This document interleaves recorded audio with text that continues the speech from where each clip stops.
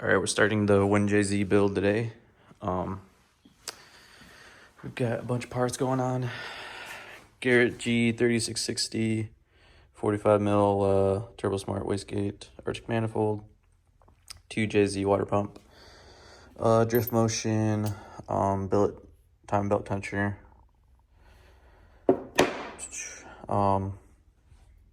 2JZ pulley, aluminum pulley.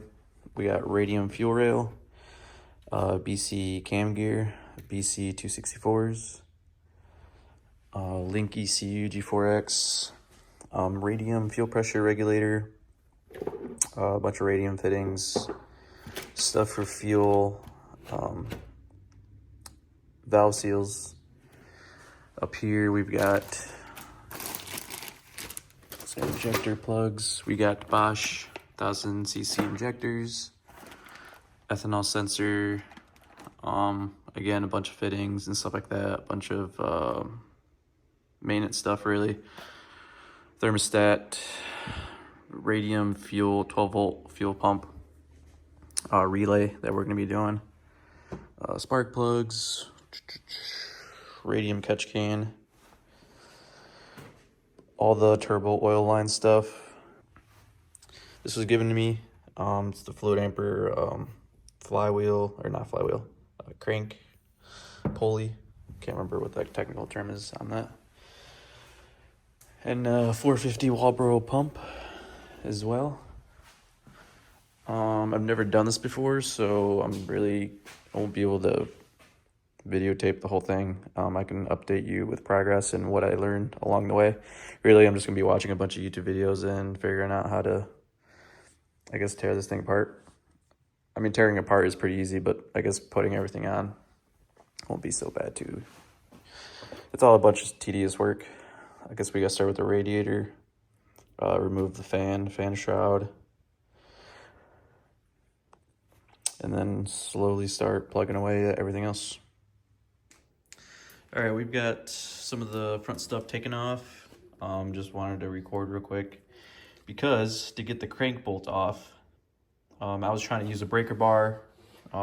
Really no luck with that. So I had to go Harbor Freight and pick up this, and it honestly just took it right off.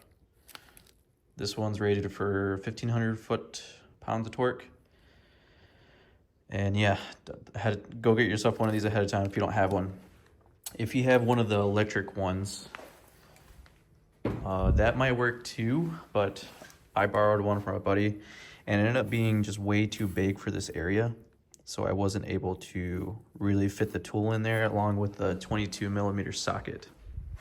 So save yourself some time, get an air impact if you can. I've got a tank over there. I think it's like a 50 or 60 gallon. I'm not really too sure, but I had it roughly like 60 PSI because that's what the regulator was set to. And it took it right off. So save yourself some time and do that.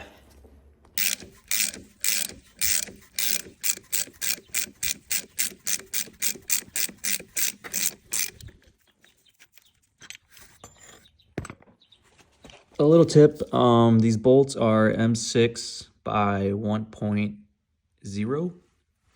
You want them to be roughly 3 or 4 inches long.